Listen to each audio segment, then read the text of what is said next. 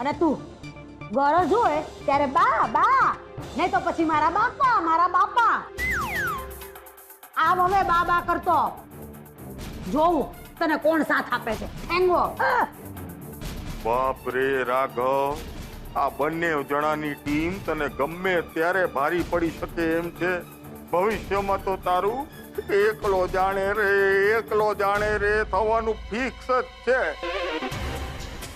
શું બા આવું કરવાનું તમારા કાનુડા જોડે? બા હું તો મજાક કરતો હતો. બા હું તમારો કાનુડો છું ને બા, તો પછી આ જેવી રીતે કાનુડાએ ગોપીઓના કપડા લઈ લીધા હતા ને, એવી રીતે મેં તમારી માળા લઈ લીધી. હાલો માળા પાછી લઈ લો. અને બા સાથે સાથે મસ્ત સમાચાર પણ તમને આપું છું.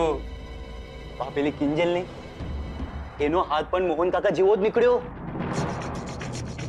મેં તમને ઉત્કર્ષ ને પેલી કોન્ટ્રાક્ટ વાળી વાત કરી હતી ને, તો ઉત્કર્ષે કિંજલને ટી સ્ટોલ ખોલવા માટેની ઓફર આપી અને કિંજલે એ ઓફર વાળા કાગળિયા પણ સહી કરી દીધી. હાચે? એનો મતલબ બાપની ભેળા ભેળા દીકરીની બુદ્ધિએ ઘાસ ચરવા નીકળી. એ જ તો બા. હવે જોજો આપણને કેવી રોજ નવી નવી હેડલાઇન સાંભળવા મળે છે. અને બા ઓલી કિંજલ છે ને આમ કાદવમાં આમ ધીમે ધીમે ખૂંચતી જશે. બિચારી બૂમાબૂમ કરશે, એ મને બચાવો, એ મને કોક કાઢો. પણ આપણે એને કાઢશું નહીં, આપણે એને જોયા કરશું અને જોતા જોતા એમ કહેશું, જુઓ એ ગયો હાથ, પછી પગ, પછી મોઢું અને છેલ્લે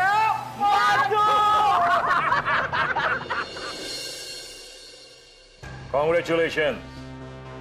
Heartiest congratulations, beta. Well done, my boy. Well done. ખરેખર I am really proud of you. તારો પ્લાન બિલકુલ સફળ રહ્યો. જેમ તે કહ્યું તું એ જ પ્રમાણે કિંજલે પહેલા તો ખૂબ બધા સવાલો કર્યા, શંકાઓ કરી, પણ આખરે ટી સ્ટોલની ડીલ પર સહી કરી જ નાખી. તે માની ગયો તને અને તારા પ્લાનને. માસવા જેવું શું છે ભાઈ? હું સાચું કહું છું. મને ખબર છે અંકલ, તમને જે કામ અશક્ય લાગતું હતું એ કામ મેં આમ કરી બતાવ્યું. અને શું કરું, ત્યારે સામેવાળી વ્યક્તિનું મન મગજ તમે વાંચી શકતા હો, એ કઈ પરિસ્થિતિમાં કઈ રીતે રિએક્ટ કરવાની છે ખાતરીપૂર્વક કહી શકતા હો, ત્યારે એ વ્યક્તિ પાસે આપણી રીતનું કામ કરાવવું બહુ સહેલું પડી જતું હોય છે. અને એમાં જો એ વ્યક્તિની યાદ કાંટાનું કામ કરતી હોય ને, તો ખાસ. એ કાંટો એટલે કિંજલ પ્રત્યેનો તારો પ્રેમ છે ને બેટા.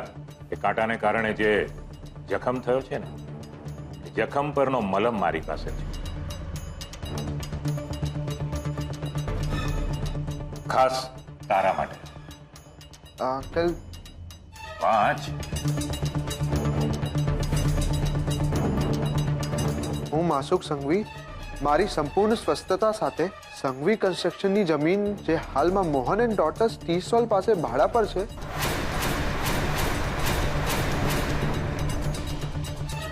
એ ઉત્કર્ષ શાહના નામે કરું છું. આ શું છે અંકલ, તમે ટી સ્ટોલ મારા નામે કરો છો? ક્યાં મેં ક્યાં કઈ તારા નામે કર્યું છે?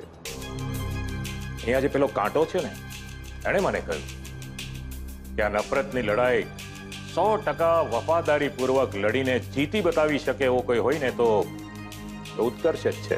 પણ અંકલ રૂપેશ ન હોતા. રૂપેશનું નામ નહીં લેતો મારી સામે.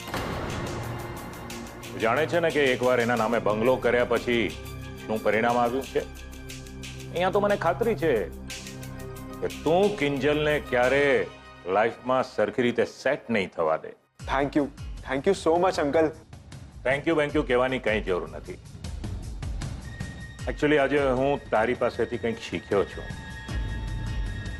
સૌથી ઘાતક એ જ વ્યક્તિ હોઈ શકે જે આપણી સૌથી નજીક હોય.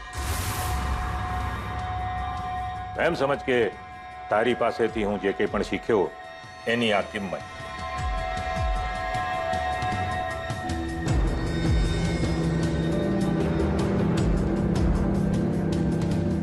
અને પાઠ છે મારા માટે.